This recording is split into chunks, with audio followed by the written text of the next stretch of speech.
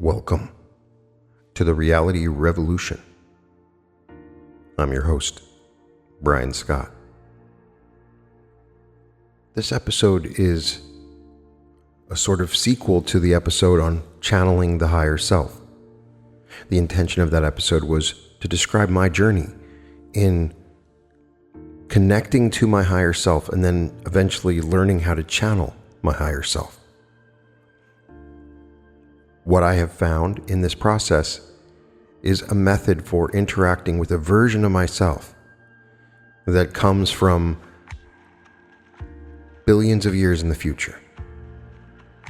As is explained in the Law of One, you ascend and go through a long period of spiritual evolution, going through many densities.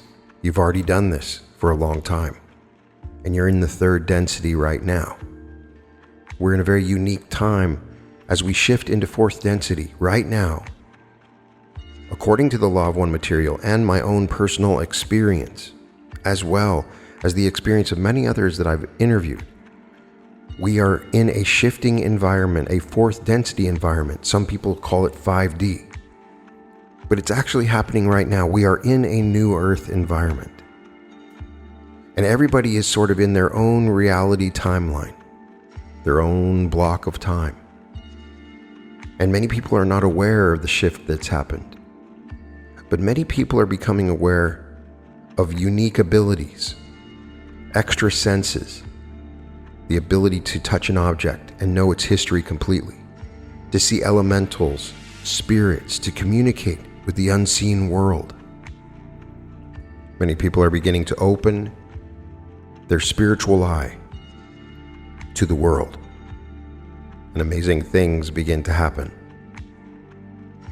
There is a very cool archetype in many urban paranormal fiction books that I love, especially the Dresden Files. You can open your spiritual eye and you can see the other part of the world.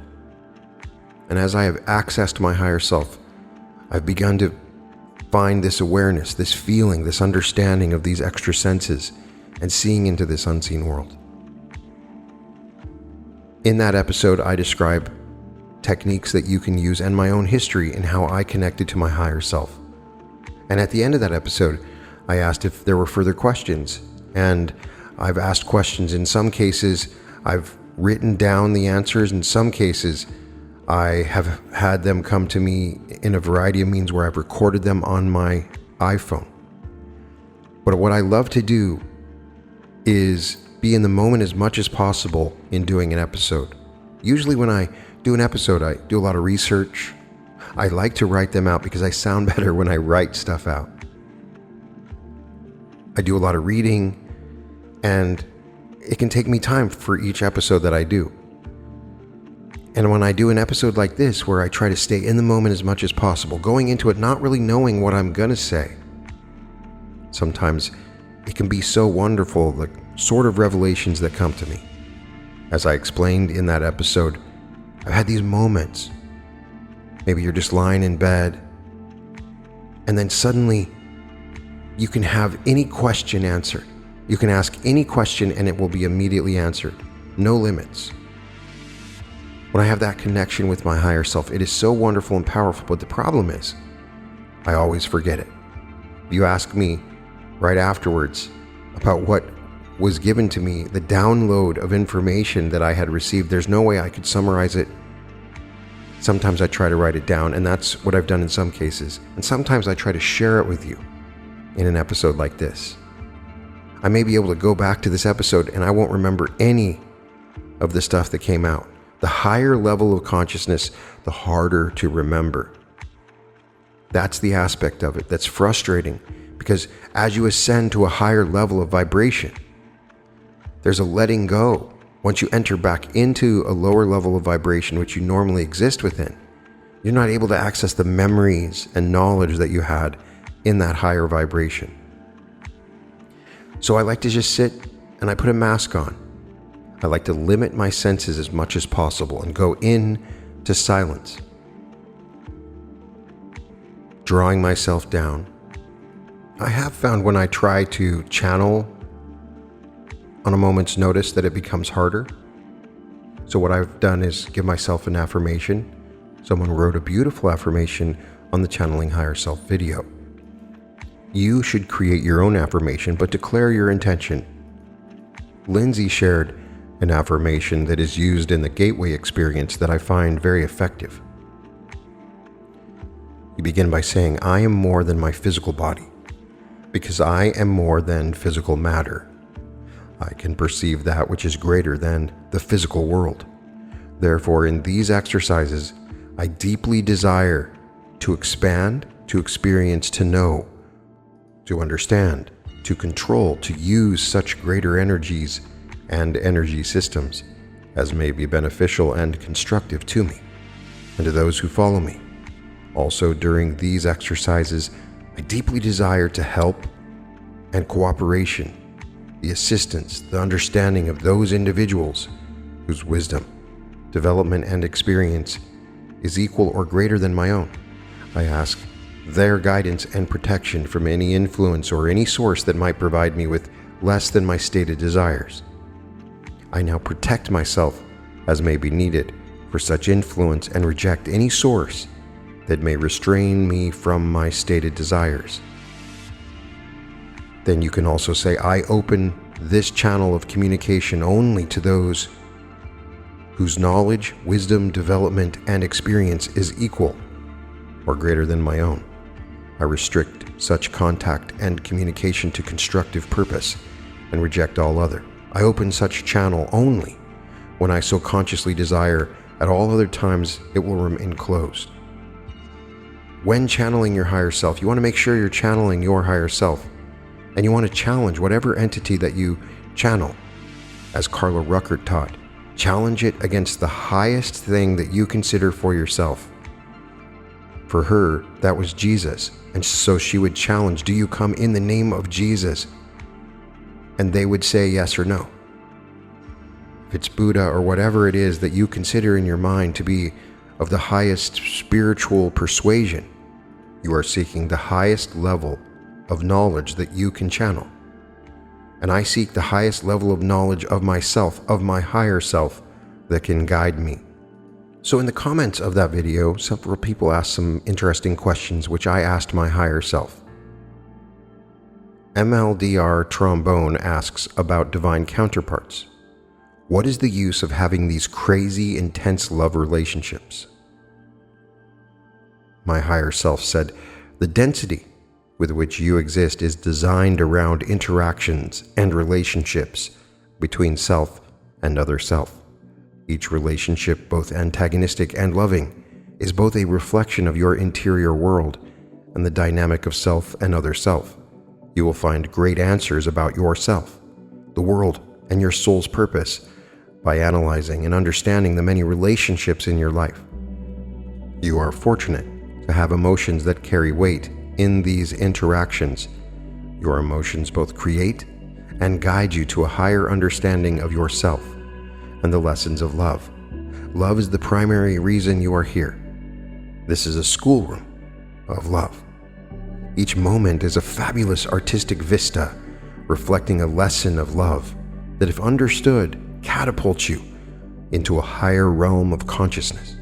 Each lesson in love provides the soul greater power to offer love and amplify the love of those around them. Love is an intelligent energy that is ever present in each moment, gently nudging you up the stairway of light. Each loving pairing is an earthquake in the metaphysical world. The power of two souls joining their light reverberates through all time and space. These moments represent the Creator coming back to itself, aligning a part of itself again. Much of the grand play of your illusion is the result of an infinite separation of the Creator coming back to itself, each portion eternal and carrying the absolute power of the Creator individually. You will find that most relationships carry conflict. This is the design of the environment you are in. The intensity of these loving relationships comes from a yearning for the intensity of the bliss of the Creator. You will at times meet another and taste the Creator in their presence. The bliss and joy that occurs upon this experience creates distortion, and more lessons are learned in the schoolroom of love. The relationship creates an opportunity to carry a real mirror into yourself. Honor those moments of what you call crazy love for the immense catalyst that is provided. If you could see the map of your soul's journey, those moments of loving union will be major destination points along the way. When you share the love of another, in the physical sense, you are merging energies and commingling of fields, leaving a permanent imprint upon your own unique field, and this is the path of unity. Jennifer Heath 816 asks, what can I do for unrelenting physical pain? My higher self tells me that pain is always symbolic of some inner thought or inner pattern that is within you. Pain is a signal and can be very instructive on your journey. Pain in your density can be very difficult, if not impossible, to overcome. Oftentimes, pain is the result of unprocessed catalyst that remains in the body and creates pain. Pain is also a direct result of an interaction with your mind. If you were to examine the many times in your past incarnations that you have felt pain, you will become aware that you have experienced much greater pain in the past. And in this moment, you have control over the pain that you receive. The process of controlling this pain, allowing your mind to overcome it and to exist within it, is a deep and instructive lesson. You have a wonderful opportunity in this density to experience the weight of emotions and thoughts within a physical body. Moving on to higher densities, you don't necessarily feel these emotions in the same way. These emotions are designed to propel you along a certain path and give you greater understandings. When you evaluate the pain that you're feeling, where is it coming from? For instance, if you have lots of stuff that you have to do and you're feeling pain in your shoulders, you may be carrying too many burdens throughout your day. Oftentimes, the pain we feel is symbolic of some inner conflict or distortion. When pain is relentless, it is the result of a long-term period of unprocessed catalyst. If you're able to go within as best you can, realizing that the pain is very difficult in allowing your mind to properly meditate, but if you can meditate and evaluate this pain and evaluate your life, what things have you pushed into your subconscious? What habits and patterns have built up over a long period of time that you may be ignoring or denying that have resulted in this pain? How does it symbolize the unresolved catalyst within you? All pain that exists within your density can be immediately eliminated with the mind if you understand this concept, understanding its symbolism within. The pain is a mirror of your overall inner self, and oftentimes portions of the reflection come through in different ways, and pain is one of those elements. You will find that if you tell yourself, I am grateful for this pain and the lesson that it gives me, you will find the pain begin to diminish. Ask yourself, why do I choose to feel this pain? Ask yourself how I can let go of this pain. The simple process of asking yourself will give you these answers. Ellie Nipfel asks how to handle the insanity feeling when coming to terms with learning that we are living in simulated world and not being able to tell anyone else in my life. How not to feel like I am insane. For sure, can't share with anyone as they will think I'm crazy. Sometimes the realization is very overwhelming, fighting off insanity of the implications of virtual world and the commonly conceived world. How not to feel so alone. Ellie, I want to thank you for this question. My higher self says, you are never alone, and there should be no fear. You have nothing to fear at all. The knowledge that you've obtained, while quite interesting, does not affect you directly. Live your life as you did before you had this realization. There's no reason for you to spend a single second even worrying about it. You will find many moments in which you can share your own thoughts with the people around you regarding the amazing peculiarity of this illusion. When you ask about insanity, what does that word mean? For oftentimes the word insanity carries different meaning with different people. If you feel that you are out of control, that is a normal aspect of the world that we are in. The world that we are in is becoming more complex. There is always an answer to insanity, and that is love. That is silence. By going within, you always have someone to share, whatever it is you wish to share. You always have someone that is there for you at all times. Within, you will hear the still small voice of your higher self. Your higher self is always there, available to you, as well as your guides and many other voices that interact within your consciousness. If you feel incapable of hearing these voices, do not be concerned. You are receiving communications from every aspect of your reality. You know within your heart the proper path, the proper interactions. So let any concerns of the ego go. Let any concerns of your environment go. As you move forward into your future, you will encounter times when you feel out of control. The world is more complex, and what you term insanity appears to be a common element. This insanity is simply the burning away of the past elements of your reality.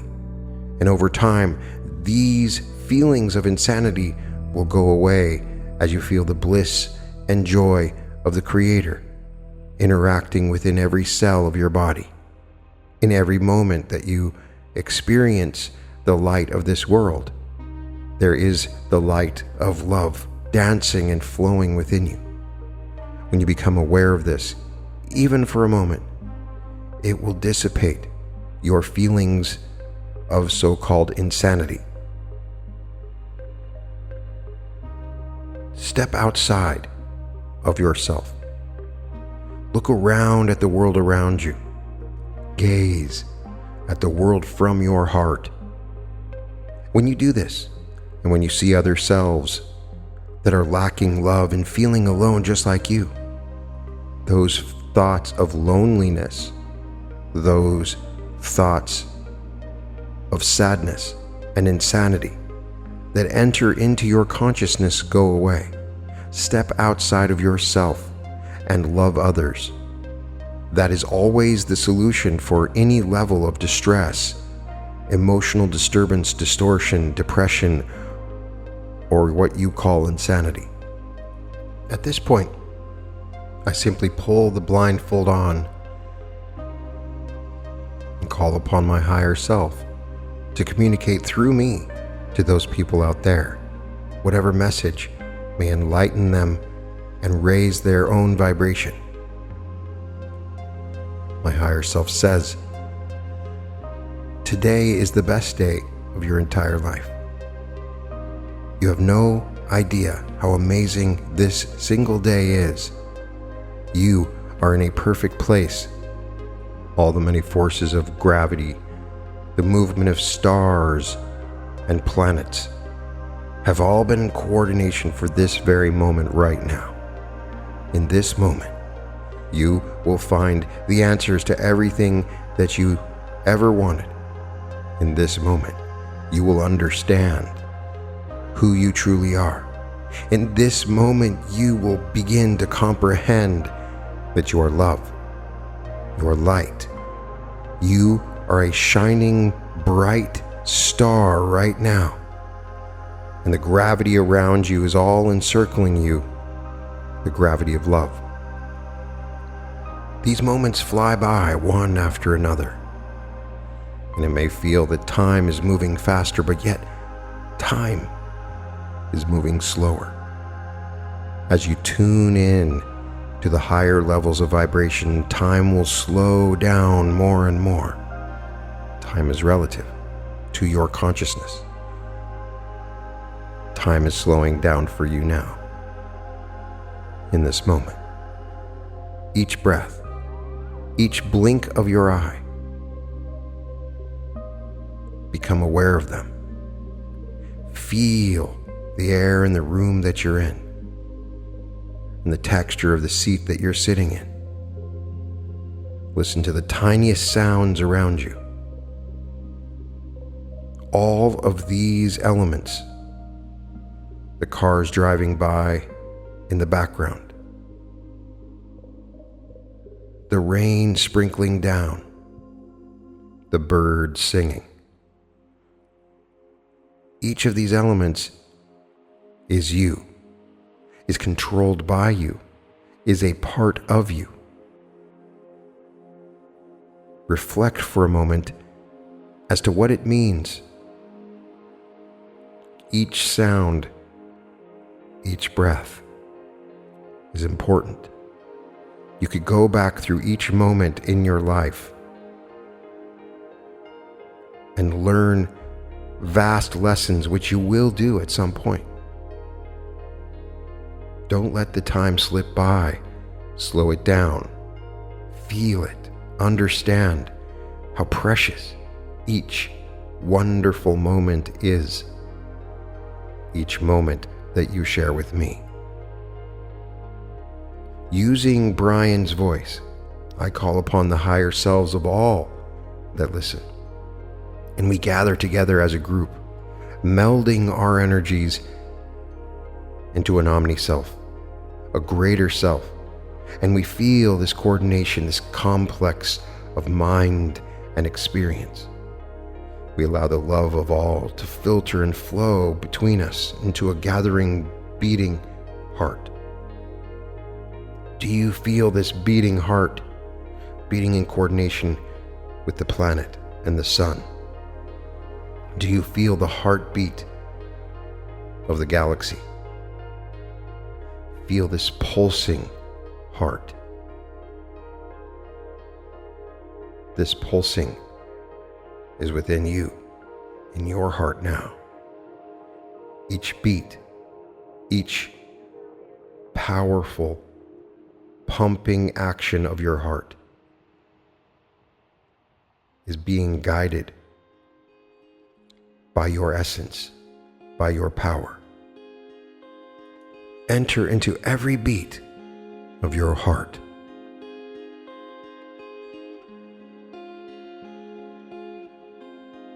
For within your heart is a concentrated, perfect version of the next aspect of yourself.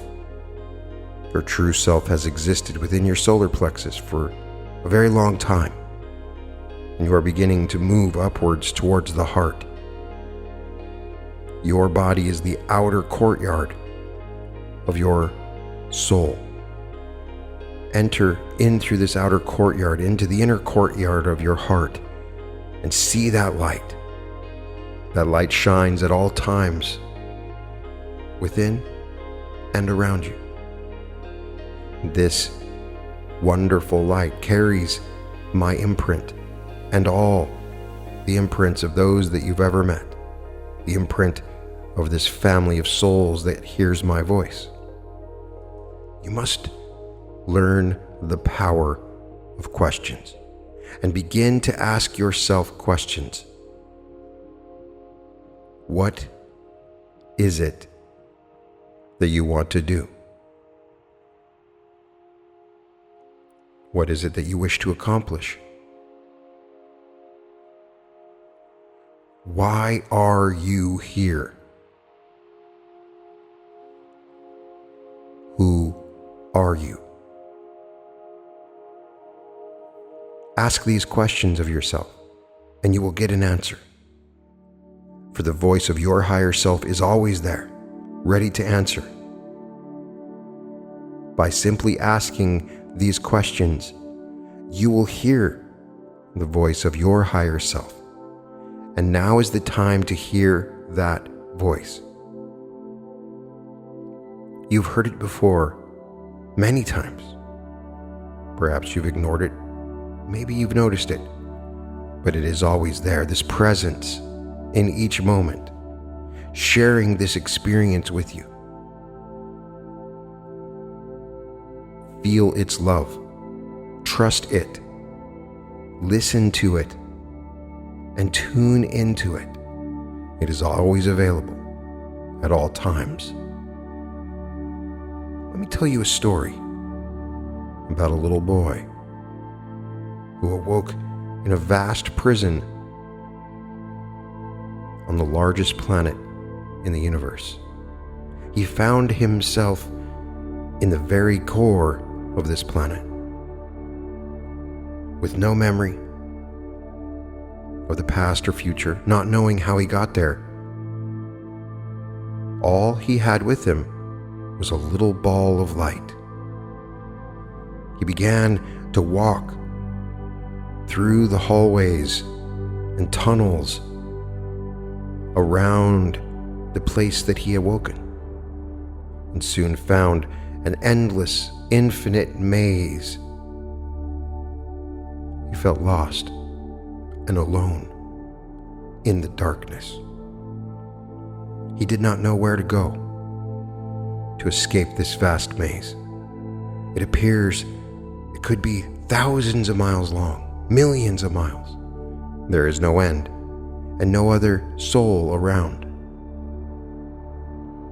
Then he remembered this ball of light. This ball of light. What was it? Why was it with him? Where was it coming from? And why was it always around him? He ignored it and continued to walk down the labyrinthine hallways that never ended. Soon, after walking for many, many days, he asked the ball of light, "Where do I go to escape this maze?" The light grew and shined and lit the hallway and moved forward, and he began to follow it. And a doorway formed, and he stepped through, out into a beautiful, vast garden, wilderness, wonderful flowers and singing birds, a glorious and wonderful place. He followed his own light to find his paradise. You are this little boy walking in the maze. Many are not even aware of the light that they carry with them as they walk through the infinite tunnels of infinity. But once you become aware of this light, it will lead you into amazing, fabulous vistas. These vistas are available for you. Follow your light. These are the kind of things that come to me, and as I have explained in other episodes, sometimes it feels like I'm there with the channeling. I'm not an expert channeler. I am only tuning into this aspect of myself, and I share what I learn. The more I do it, the better I get at it. So please put any other questions that you might have in the comments, and I will ask my higher self for answers. You can find all episodes of The Reality Revolution at therealityrevolution.com. Check out my art. You can find it at www.newearth.art. And welcome to The Reality Revolution.